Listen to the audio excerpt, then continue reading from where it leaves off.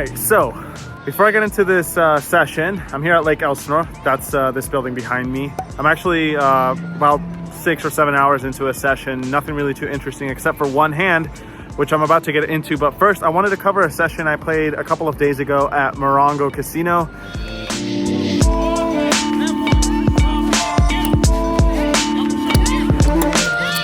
It got pretty interesting. Started at 1-2, then moved to 1-3, then that converted to a 2-5, which somehow ended up in a 5-10, which got three-handed, and then changed it to a 5-10-20, 20 on the button, or $20 button straddle, whatever you want to call it. Three-handed, things are pretty different from full ring, no limit, especially at the low stakes. So things change quite a bit. You're a lot deeper, your ranges get wider, etc., etc. And honestly, it's just a lot more fun overall. So there was only 2 or 3 interesting spots from that session. In the first hand, I was the button, and that was when we were three-handed, but not yet playing 5-10-20. So I'm first to act on the button, pre-flop. I made it $30 to go. The small blind folded, and the big blind 3-bet to 120.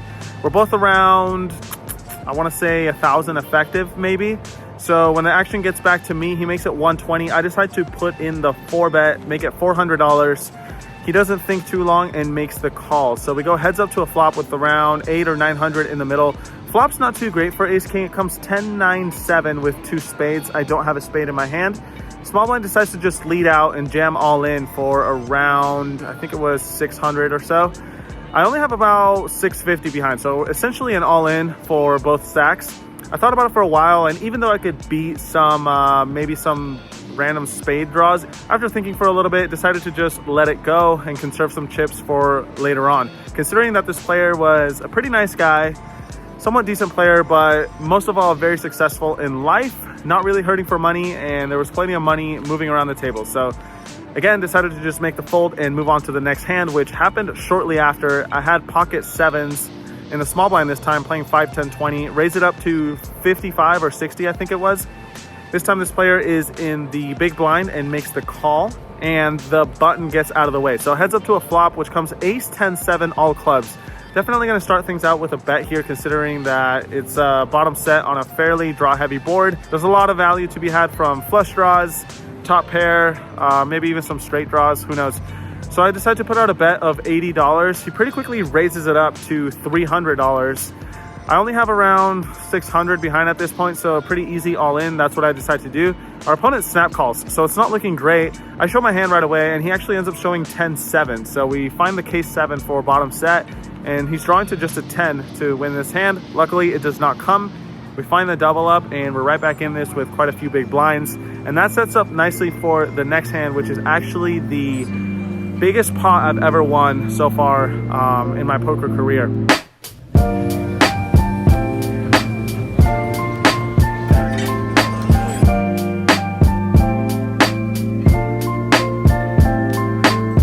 So I had 7-5 of spades under the gun with around 14 or 1300 effective, something like that. Decided to raise it up to $55, 5-10-20. The big blind makes a 3-bet to 120. The button folds. When the action gets back to me, I decide to make the call, considering that we're pretty deep, and I think I have a little bit of an edge post-flop against this particular opponent. So around 240 in the middle, and the flop comes 6-4-4 with 2 spades. I have 7-5 of spades, so probably the best 7 high I could ask for. Open-ended, straight flush draw. I check it over to him, and he puts out a continuation bet of $200. I think a check raise is certainly in order here. We could fold out better hands such as ace king, ace queen, king queen, any 2 overs really, and we could even put a lot of pressure on like certain over pairs, like maybe pocket 8s, pocket 9s, pocket 10s, hands like that. So I'm not really trying to fold out premium holdings such as aces, kings, or queens, but all other holdings are going to have a really hard time continuing with a check raise. The problem here is sizing. I think a normal sizing here would be around $700 or $800. Problem is that would leave only like $600 or $500 behind for me. So I decided to just apply max pressure, considering that this player was, like I said, this guy was pretty willing to gamble it up. So I decide on a check raise of a mere all in for $1,400. A little bit big. Certainly wouldn't mind just a call or a smaller check raise, but that's what I decided to do. He went in the tank for a while, and he actually had pocket jacks, which he showed before making a decision. But as you guys can probably guess by now, he did end up deciding on a call. So this is a pretty big pot, around $3,000. And I think it's a flip. He had the jack of spades and the board is paired. So I think it's around 50-50 or maybe 55-45, somewhere around there. No sweat though. The turn is an offsuit 8. So we only have to dodge a 4 or a jack, which does not come. Another 8 on the river, so we actually get there twice. And we scooped the biggest pot that I've ever scooped. So pretty happy with that result. Ended up playing for around 5 hours and booked a win of around $2,000, which for me is more than okay. Pretty nice taking a shot, especially shorthanded, and it coming out on the right side of things. Sorry I didn't capture footage for you guys, but I was pretty focused on the game, which you guys can probably understand. I wanted to just, you know, be in the zone, make sure I wasn't making any mistakes, and didn't want to focus on filming and taking notes and all that, especially three-handed. It's so hard to take notes and film every hand.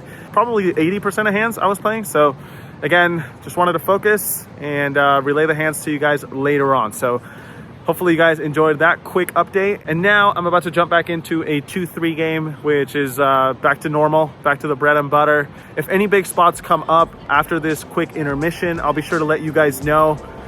And if not, that'll be it for this vlog, but we'll see. Let's get back in there.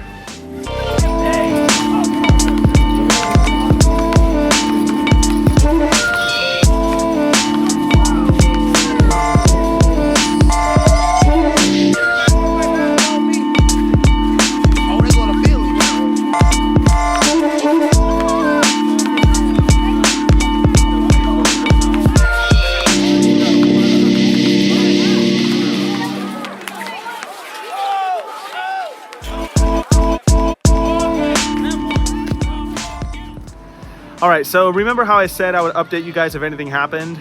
There's 2 things to report. One of them is a hand and another is a PSA. If you're gonna get a 2-3 going and you could somehow manage to make it fun, as in gambling, drinking, socializing, joking around, friendly rivalries, all that, trust me, do it. It's plus EV, and it's also just much more fun to play instead of everyone being quiet and serious.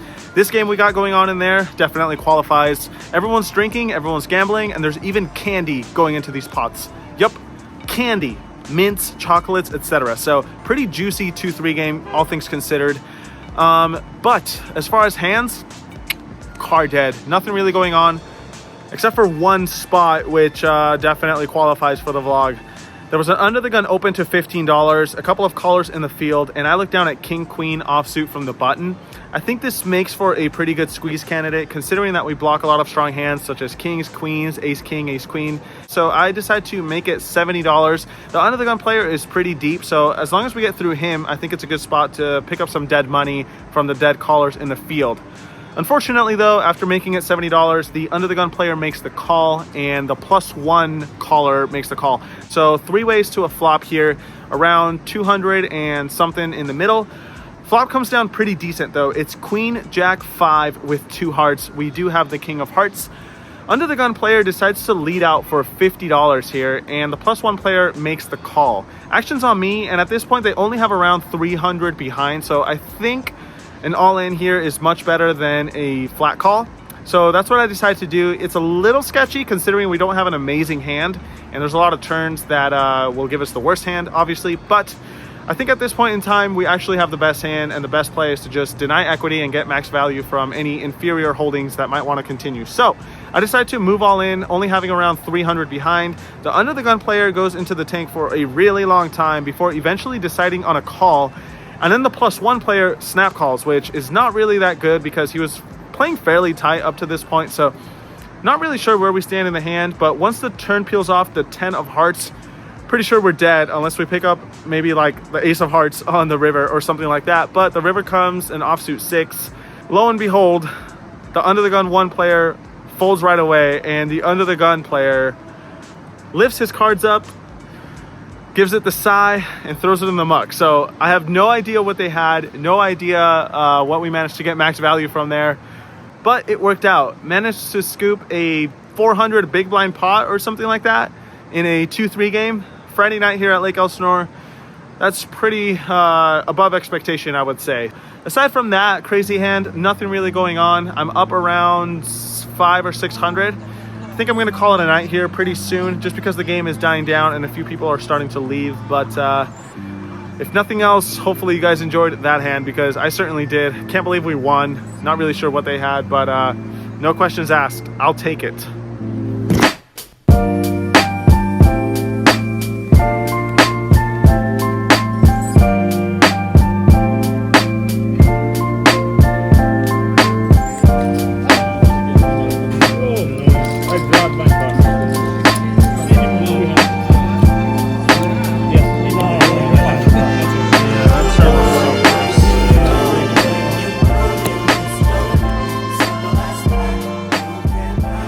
Alright, so just wrapped up the session. After the king-queen hand, nothing really happened. So I ended up making a small profit here today. I think that's it for this vlog. It's going to be a little bit quicker than I normally do. A bit more makeshift, if you will. But again, just wanted to keep you guys in the loop, especially with that 5, 10, 20 session from Morongo. So I think that's it. Next time you guys see me will be from the Morongo 2-5 or just the Detroit trip, which actually reminds me, I need to fix the dates on that. I was actually off by 1 day on the entire trip. It's all shifted. I'll fix it right here for you guys to see. These are the correct dates. I had everything, I think, back 1 day or something like that. Change of plans, apparently. So that's the days that I'll be there. If you guys are interested in meeting up or taking some of my chips, which do seem to fly around lately, go ahead and take a screenshot, shoot me a message on Instagram or an email, whatever, and I'll be happy to figure it out with you guys. If that's something that sounds interesting to you and you're local to Detroit or Cleveland or Windsor, which apparently I'll be visiting as well, shoot me a message. Let's figure it out. All right, that's a wrap for this time. Off to get some food. Haven't eaten all day and it's like 8 or 9 p.m. Not good, but I'm sure you guys know exactly what I'm talking about. All right, that's it. I'll see you guys next time. Thanks for watching. Thank you for liking the vlog if you did, and good luck at the tables. Peace.